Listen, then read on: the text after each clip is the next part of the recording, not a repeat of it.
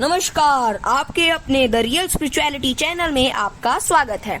राधा रानी के नाम की महिमा यदि आप नहीं जानते हैं तो आज हम आपको इस छोटी सी कहानी से उनके नाम की महिमा का बखान कर रहे हैं, जिसे सुनकर देवता भी उनका गुणगान करने लगते हैं। एक बार एक व्यक्ति था, वह एक संत के पास गया और कहता है कि संत जी, मेरा एक बेटा है, वह ना तो पूजा पाठ करता है और ना ही भगवान का नाम लेता है। आप कुछ ऐसा कीजिए कि उसका मन भगवान में लग जाए। संत जी कहते हैं, ठीक है बेटा, एक दिन तू उसे मेरे पास लेकर आ जा। अगले दिन वो व्यक्ति अपने बेटे को लेकर संत जी के पास गया। अब संत जी उसके बेटे से कहते हैं, बेटा बोल राधे राधे। बेटा कहता है, मैं क्यों कहूँ? संत जी कहते हैं कि बेटा बोल राधे राधे।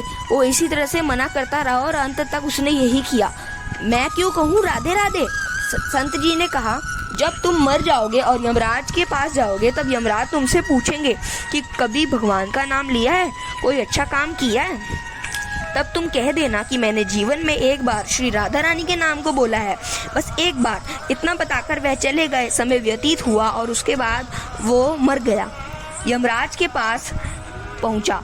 यमराज ने पूछा, कभी कोई अच्छा काम किया है? उसने कहा, हाँ महाराज, मैंने जीवन में एक बार श्री राधा रानी के नाम को बोला है, आप उसकी महिमा बताइए। यमराज सोचने लगे कि एक बार नाम लेने की महिमा क्या होगी, इसका तो मुझे भी नहीं पता। यम बोले, चलो इंद्र के पास, वो ही बताएंगे। वो बोला, मैं ऐसे नहीं जाऊंगा, पहले पालकी लेकर आओ, उसमें बैठकर जाऊंगा। यमराज ने सोचा कि ये भी बहुत बड़ी मुसीबत है। फिर भी पालकी मंगवाई गई और उसे बिठाया। 4 कहार पालकी उठाने लगे। वो बोला, यमराज जी, सबसे आगे वाले कहार को हटाकर उसकी जगह आप लग जाइए। यमराज जी ने ऐसा ही किया। फिर सब मिलकर इंद्र के पास पहुंचे और बोले कि एक बार श्री राधा रानी के नाम को लेने की महिमा क्या है? इंद्र बोले, महिमा तो बहुत है, पर क्या है ये तो मुझे भी नहीं पता। बोले कि चलो ब्रह्मा जी के पास चलते हैं, उन्हें जरूर पता होगा। वो व्यक्ति बोला, इंद्र जी, ऐसा है, दूसरे कहार को हटाकर आप यमराज जी के साथ मेरी पालकी उठाइए।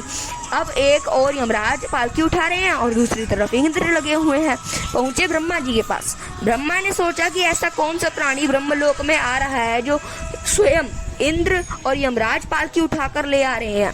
ब्रह्मा जी के पास पहुंचे। सभी ने पूछा कि एक बार श्री राधा रानी के नाम लेने की महिमा क्या है? ब्रह्मा जी बोले, महिमा तो बहुत है, पर वास्तविक क्या है ये मुझे नहीं पता, लेकिन हाँ, भगवान शिव को जरूर पता होगा।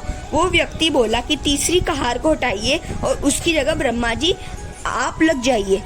अब क्या करते, महिमा तो जाननी ही थी। अब पालकी को लेकर एक ओर से यमराज जी ने उठा रखा है, दूसरी तरफ इंद्र और पीछे ब्रह्मा जी हैं।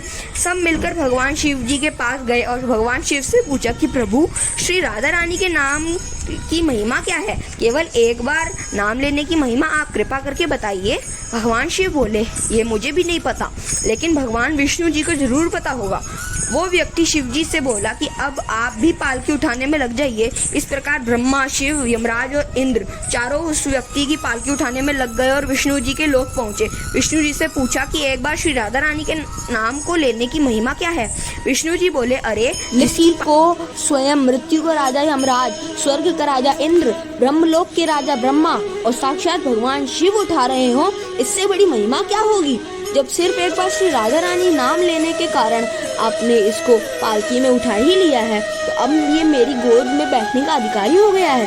भगवान श्री कृष्ण ने कहा है कि जो केवल रा बोलते हैं तो मैं सब काम छोड़कर खड़ा हो जाता हूँ, और जैसे ही कोई धा शब्द का उच्चारण करता है तो मैं उसकी ओर दौड़ लगाकर उसे अपनी गोद में भर लेता हूँ। अगर आपको हमारी स्टोरी अच्छी लगी हो तो लाइक, सब्सक्राइब और शेयर जरूर कीजिए। हमारी लेटेस्ट वीडियो जानने के लिए बेल आइकन को जरूर प्रेस कीजिए। धन्यवाद।